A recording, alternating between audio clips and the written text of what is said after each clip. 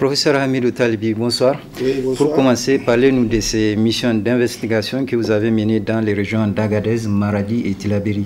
Et que peut-on en retenir? Merci d'abord à la télévision Labari de me donner l'occasion de parler des activités de la CNDH. Vous participez par là de la visibilité de nos activités. En ce qui concerne ces missions, eh bien, elles entrent dans le cadre d'un projet qu'on a avec le Fonds mondial pour la population qui nous appuie dans le cadre donc de nos activités. Là, il s'agit de faire des investigations vraiment tous azimuts dans 4 régions. Mais plus précisément, nous avons mis l'accent sur le processus électoral. Nous avons également visité des centres de santé. Nous avons visité également les maisons d'arrêt et autres maisons de privation de liberté. Mais en ce qui concerne le point de presse que vous venez de faire passer, nous avons juste mis l'accent sur le processus électoral pour voir dans quelles conditions l'établissement des pièces d'état civil a été effectué dans le cadre des audiences foraines et puis comment l'enrôlement biométrique a été effectué. Donc c'est dans ces 4 régions-là, il y aura un rapport général qui va sortir par la suite. Mais nous avons fait ce point de presse, c'est pour attirer l'attention sur la nécessité de faire en sorte que tous les Nigériens puissent avoir ce droit de vote. Vous voyez, en ce qui concerne la région de Tillabéri, il y a énormément de problèmes. Et ça a été le cas aussi pour Agadez.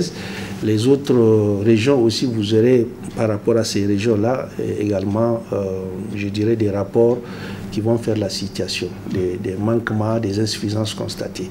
Et à chaque fois, nous faisons des recommandations, c'est pour qu'on améliore d'ici les élections. Voilà. Bientôt vont se tenir les élections générales dans notre pays. Alors, quelle est la contribution de la CNDH pour que les scrutins se passent dans le calme et la transparence?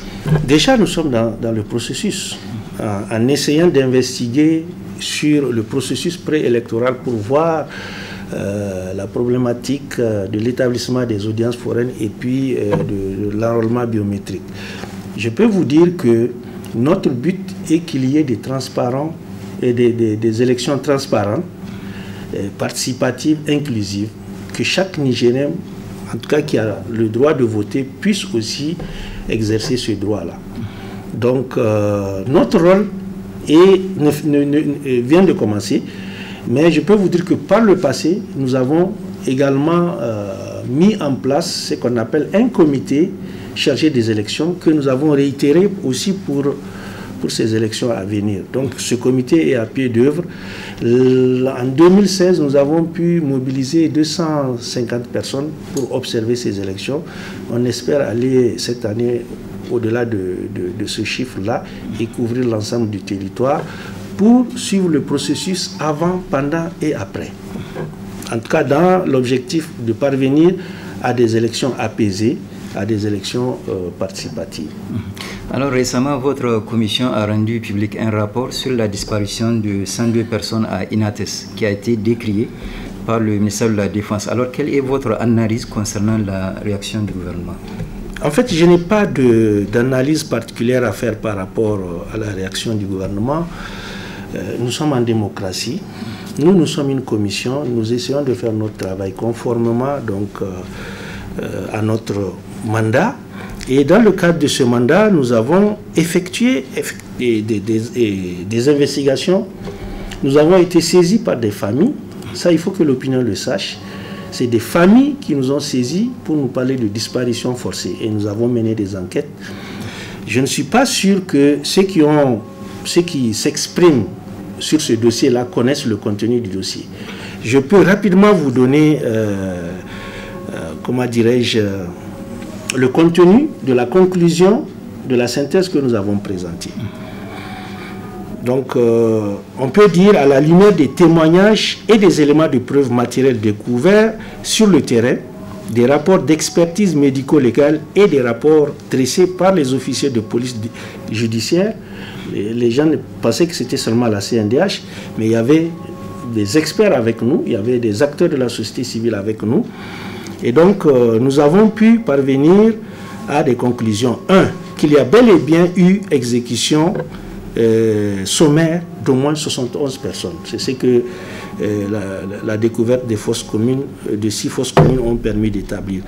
Que la mort de ces personnes n'est pas liée à une quelconque frappe aérienne. Pour vérifier cela, la CNDH a effectué une deuxième mission sur le terrain, avec des experts également. Troisième point, qu'il n'y a aucun doute que les auteurs sont des éléments des forces de défense et de sécurité. Quatrième point, qu'il n'y a aucun indice qui permet de conclure à une responsabilité de la hiérarchie militaire ou de l'État. Ça, les gens ne le disent pas. Qu'il appartient au juge en charge du dossier, n'est-ce pas, de situer les responsabilités individuelles ou collectives.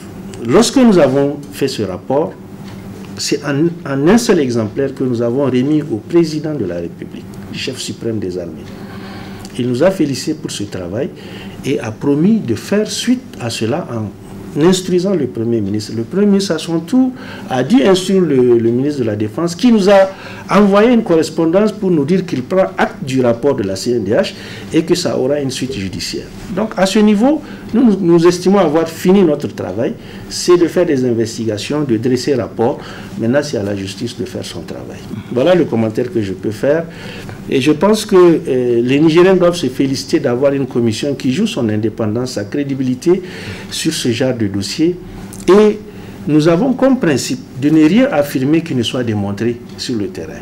Donc c'est ce que nous avons fait.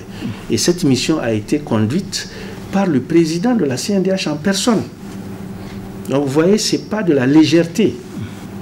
Donc il faut que l'opinion comprenne qu'il y a le devoir pour nous de dire la vérité et de demander aussi que justice soit faite. Professeur Hamidou Talibi, merci d'avoir répondu à nos questions. Et je rappelle que vous êtes le rapporteur général de la CNDH.